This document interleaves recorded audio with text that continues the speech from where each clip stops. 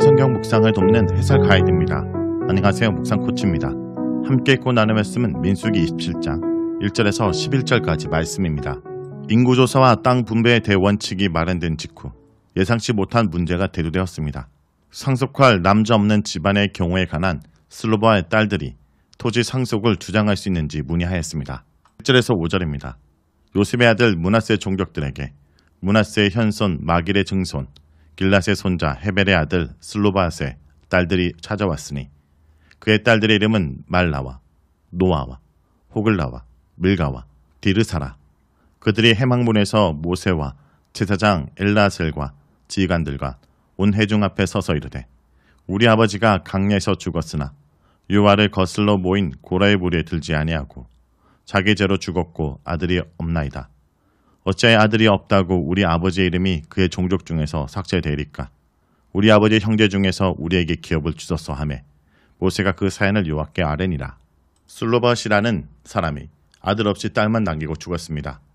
그에 남겨진 딸들의 이름은 말라, 노아, 호글라, 밀가 그리고 디르사였습니다. 슬로밧의 족보는 요셉에게로 거슬러 올라갑니다. 그는 요셉의 집안의 므낫세 지파에 속하며 그 계보는 므낫세, 마길, 길르앗, 헤벨, 슬로밧으로 이어집니다. 슬로브앗의 딸들은 므낫세 종족들에게 나와 딸들의 토지 상속의 가능성에 대한 법적인 자문을 구합니다. 여기서 므낫세 종족들은 므낫세 지파 내 여러 혈족들을 의미합니다. 문제는 공적으로 회중 전체의 의제로 상정되어 모세와 대제사장 엘르아살과 그리고 회중이 해막 입구에 모였습니다. 슬로브핫과 그의 딸들 그리고 그들을 둘러싼 토지 상속권 문제는 이스라엘의 토지법에서 매우 중요한 쟁점이었습니다. 민수기는 슬로밧의 딸들의 토지 상속권 문제는 현재 26장과 더불어 마지막 36장에서도 한 번 더 논란의 주제로 대두됩니다. 그 여호수아에서에서 새로이 마련된 법적 원칙에 따라 슬로밧의 딸들에게 토지가 할당된다는 사실이 진술됩니다. 이 가족들의 상세한 이야기는 그만큼 이 문제가 가나안 땅을 점유하고 그 땅에서 살아야 할 이스라엘에게 중요했다는 뜻입니다. 슬로밧의 가족의 상속권 쟁점과 그것에 대한 해법은 아들이 없이 딸만 남게 된 가족들의 상황에 대한 용속적인 판례가 됩니다. 현재 법 제정은 서사의 흐름 속에서 이루어집니다.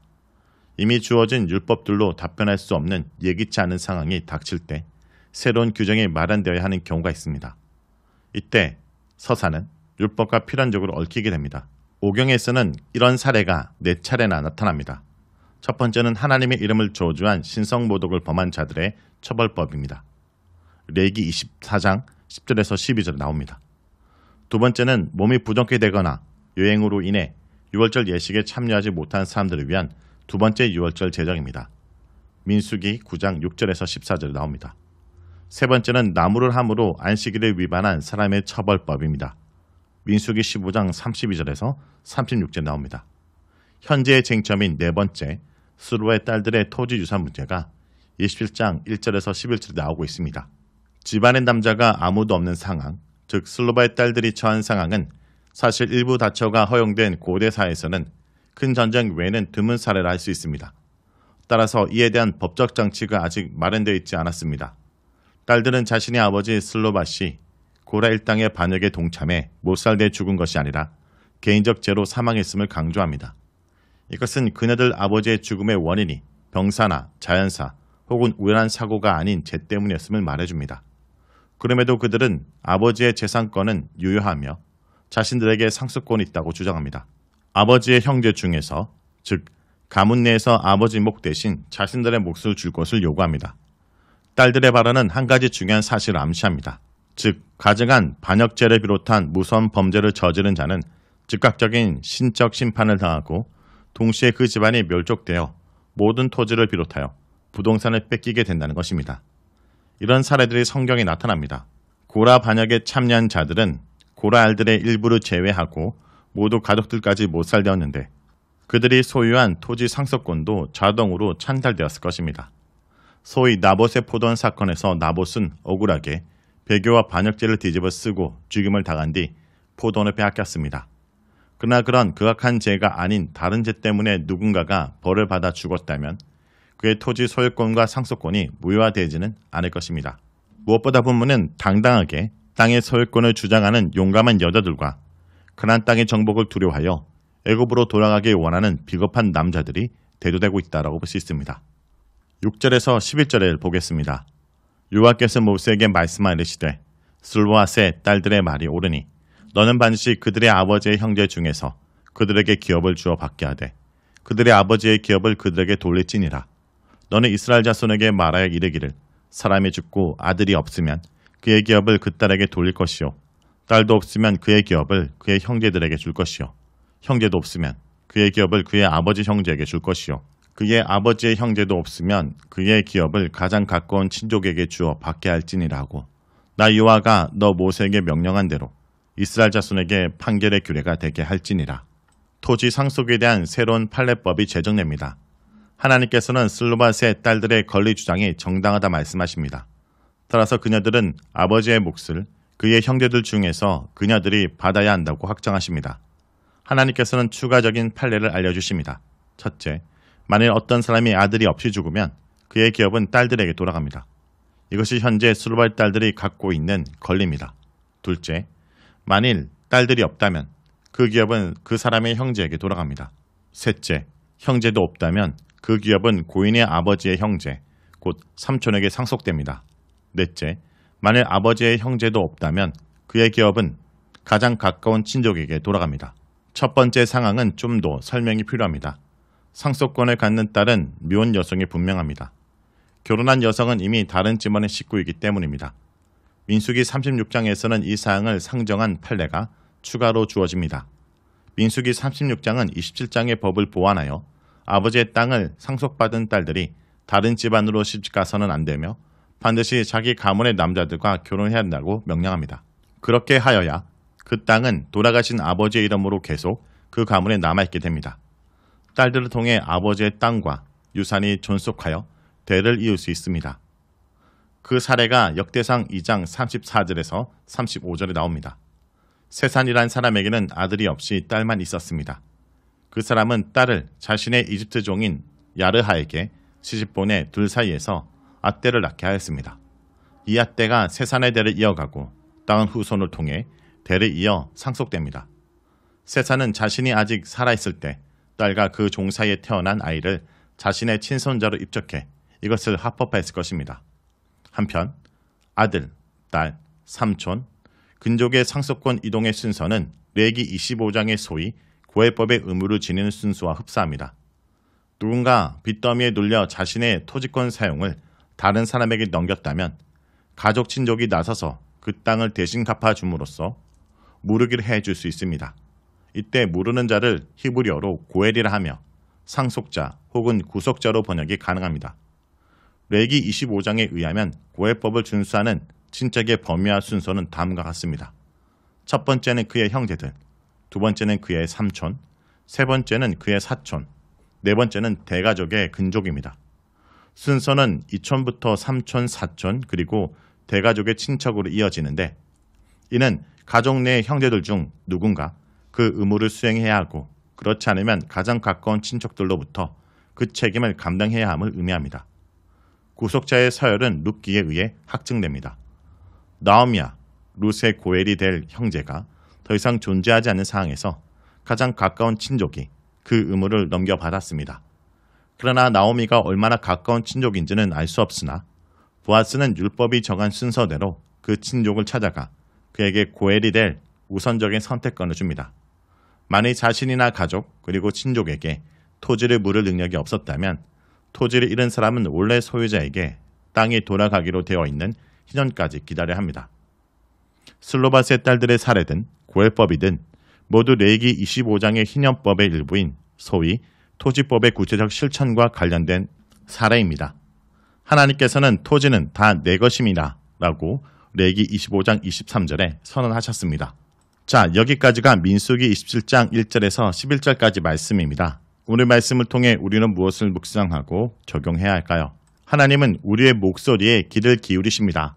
슬로바스의 딸들은 아들을 남기지 않고 죽은 아버지의 기업을 자신들이 이을 수 있게 해달라고 강구합니다. 아버지는 하나님을 배척한 적도 없고 고라 자손의 반역에 가담하지도 않았는데 아들이 없다는 이유로 기업을 받지 못한다는 것은 부당하다는 것입니다. 그들에게 가나안 땅은 단지 흙이나 부동산이 아니었습니다. 그들은 단지 재산권이나 상속권을 두고 분쟁하려는 것이 아닙니다. 그들에게 가나안 땅은 언약의 땅이었습니다. 하나님과 이스라엘이 맺는 약속의 표시였습니다. 아들과 딸의 차이만으로 포기하기에는 너무나 가치 있는 축복이었습니다. 더욱이 그들은 아버지의 이름이 이스라엘에게서 영영이 지워지기를 원치 않았습니다. 그들의 태도는 하나님의 약속을 신뢰하고 그 나라에 참여하라는 강렬한 열망의 표현으로 조금만 힘들어도 애굽으로 돌아가겠다고 아우성치던 이전 세대 남자들과 대조됩니다. 땅의 가치와 중요성을 알았기에 전통에 용감하게 반기를 들 수 있었던 것입니다. 무엇보다 하나님 나라를 사모하고 그 나라 백성이 되며 그 역할을 감당하려는 우리의 목소리에 하나님은 귀를 기울이시고 오늘도 우리가 있는 그곳에 하나님 나라를 일궈갈 수 있도록 도와주신다는 것을 잊지 않길 기도드립니다.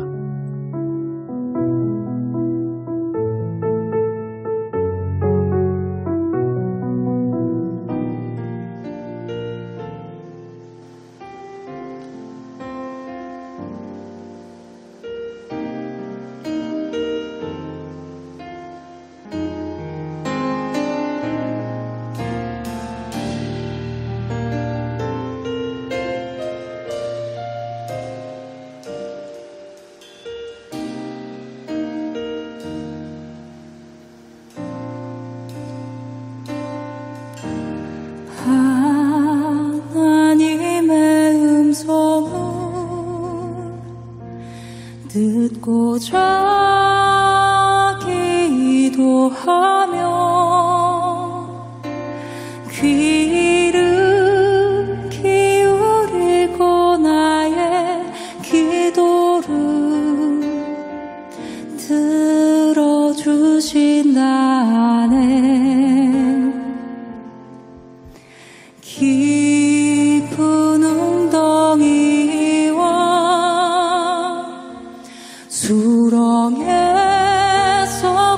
끌어주시고 나의 발을 반석 위에 세우시사 나를 튼튼히 하셨네.